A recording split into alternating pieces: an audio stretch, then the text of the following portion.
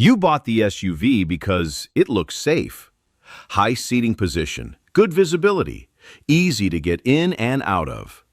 6 months later, you're sitting in a service bay being told the transmission needs $4,000 in work and the vehicle has 38,000 miles on it. The service advisor says it's not covered under warranty.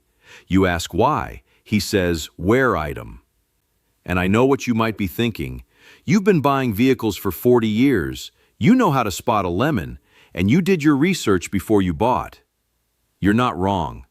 But the SUVs that are breaking seniors' hearts right now aren't the ones you'd expect, and the problems don't show up on a Carfax or a dealer lot test drive. I spent 3 years as a teenage mechanic and 26 years inside dealerships. I'm not reading forum posts. I walked through service bays every morning for years. I saw which SUVs came back on the hook 6 months after delivery.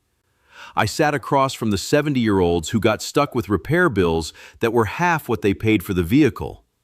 And I watched how certain models got pushed harder to older buyers, specifically because the salespeople knew they looked safe and practical, even when the service department was already backed up with that exact model, getting the same repair for the 3rd time that month.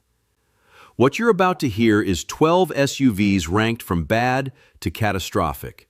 Not based on reviews, based on what actually breaks, what it costs to fix, and who gets hurt the most when it does.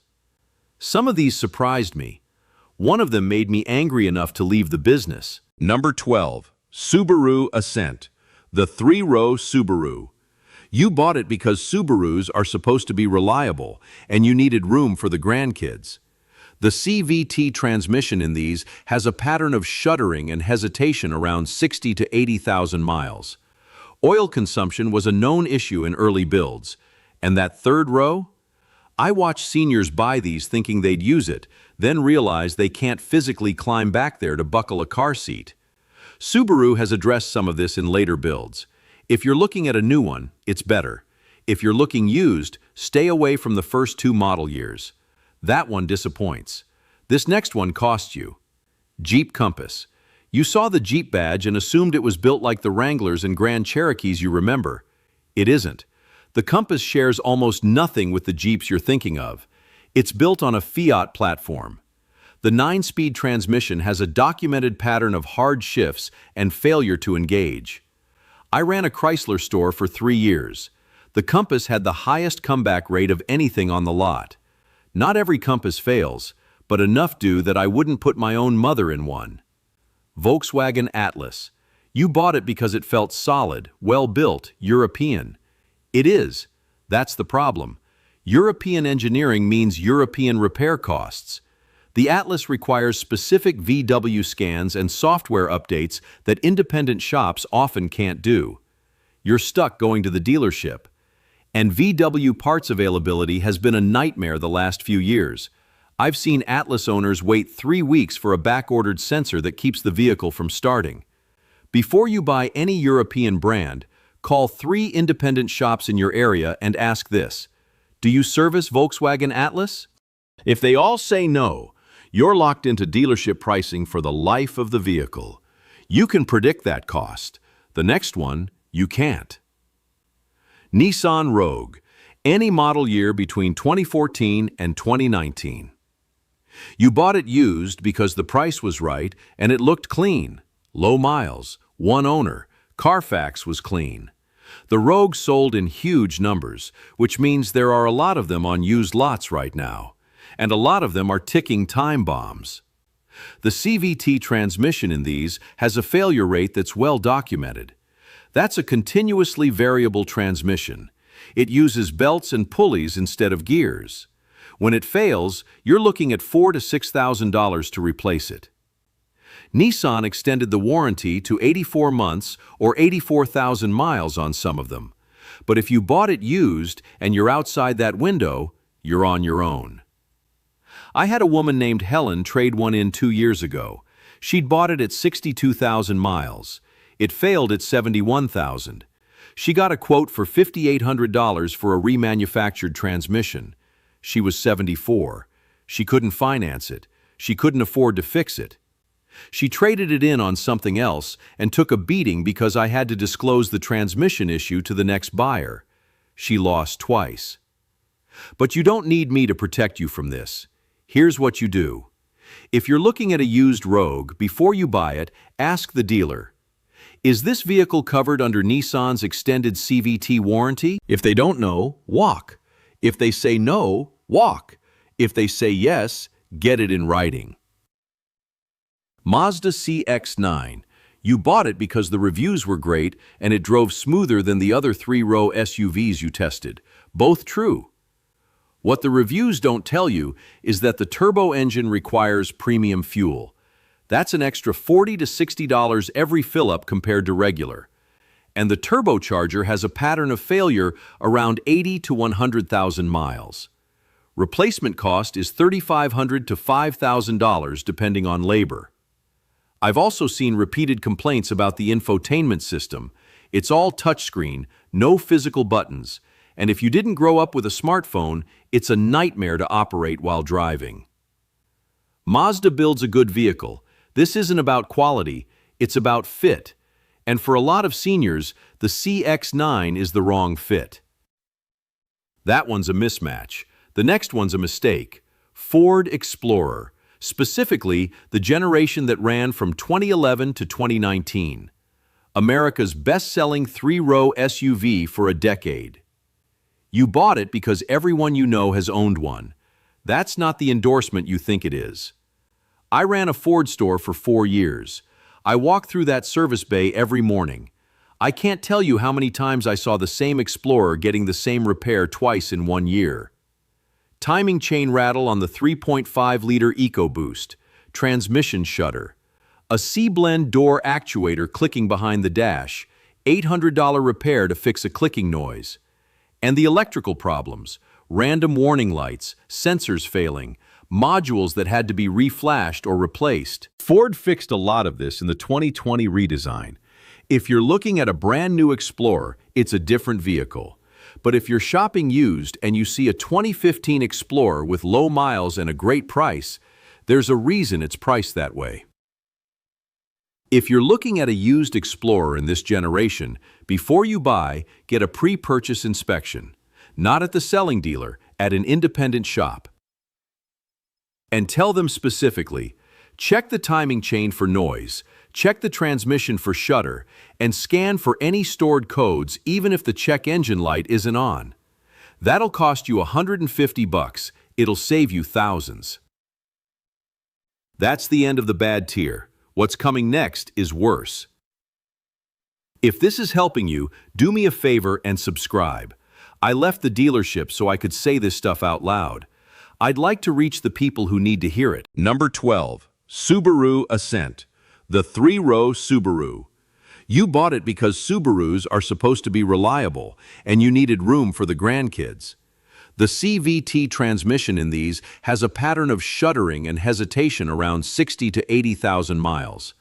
Oil consumption was a known issue in early builds. And that third row?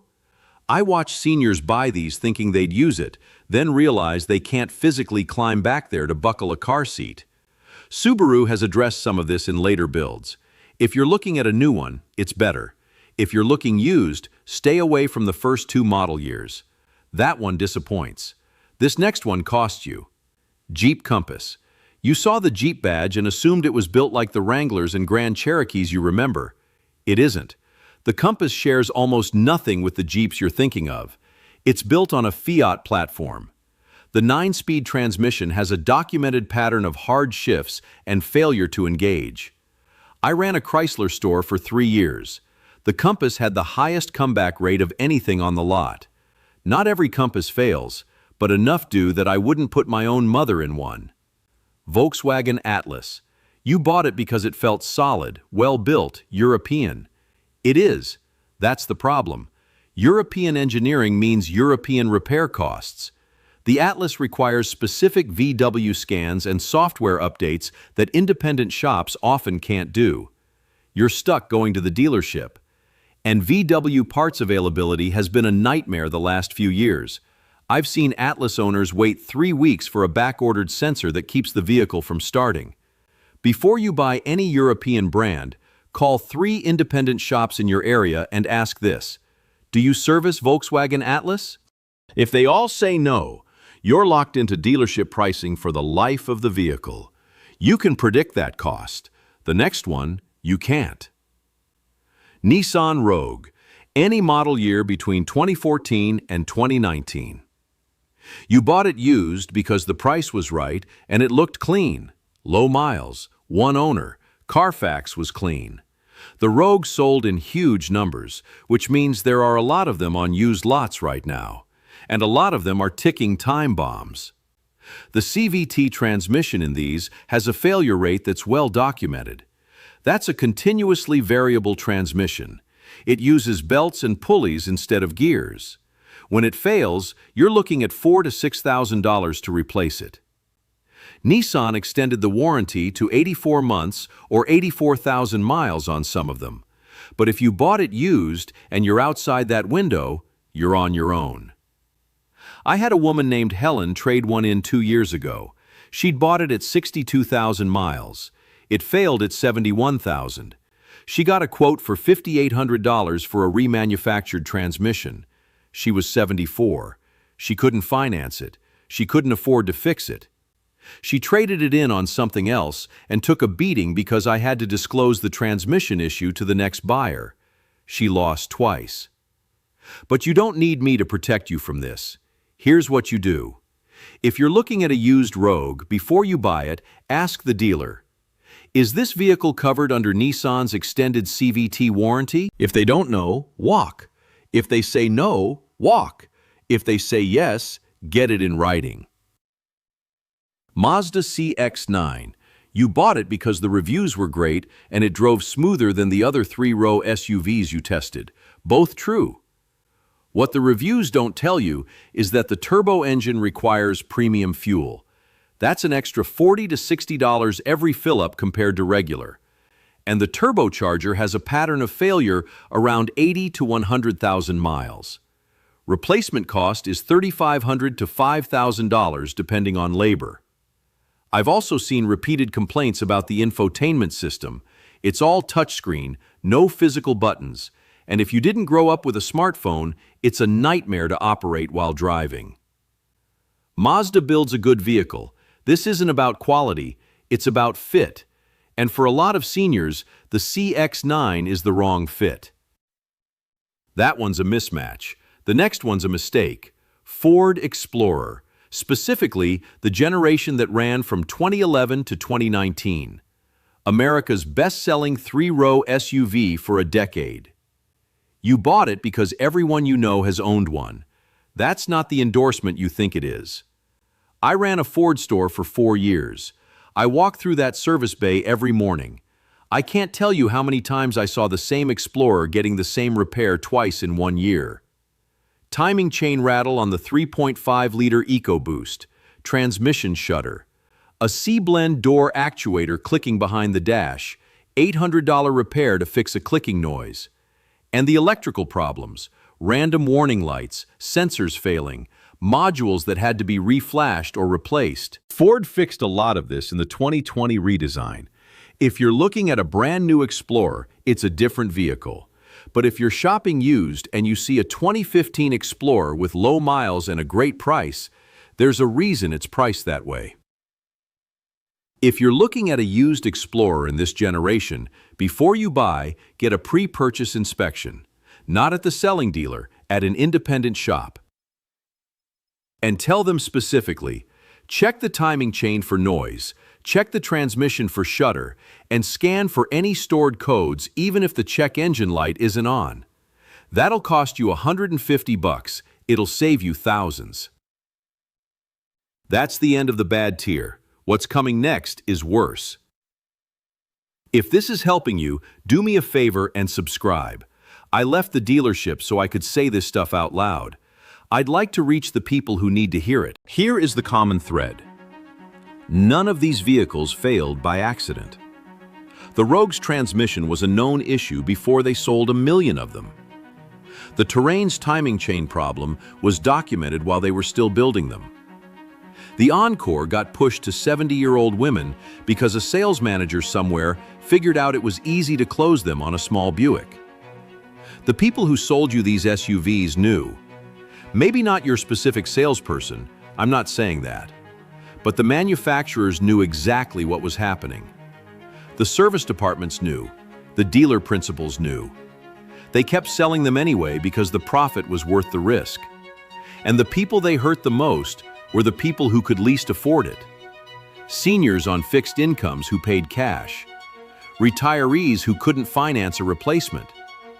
People who trusted a brand because their father drove one 50 years ago. You don't need to remember all of this. If you're shopping for an SUV right now, pick the 2 or 3 on this list you were considering and cross them off. That's enough. If you already own one of these, pick the one warning that applies to your vehicle and act on it today. That's enough.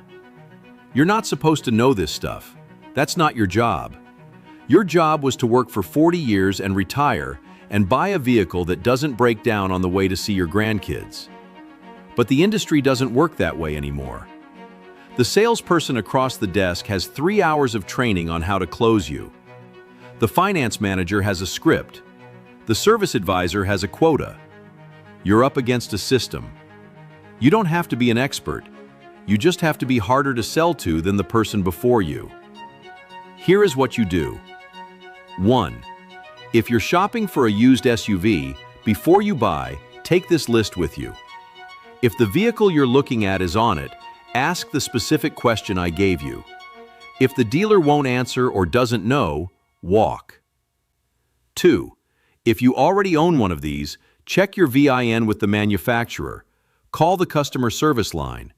Ask if there are open recalls or extended warranties. Get it in writing. 3.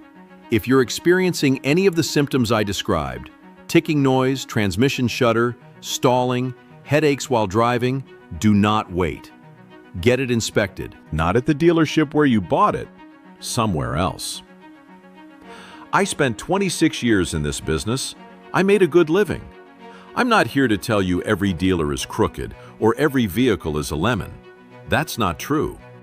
But I watched what happened when someone bought the wrong SUV and couldn't afford to fix it. I watched 70-year-olds cry in my office. I watched people lose their independence because a vehicle they trusted broke down and they had no way to replace it. That's part of why I'm doing this now. You've worked your whole life for every dollar you have. Don't let somebody sell you a vehicle that's going to take it from you 6 months later just because they had a quota to hit. You ask the hard questions. You walk away when it doesn't feel right. You push back.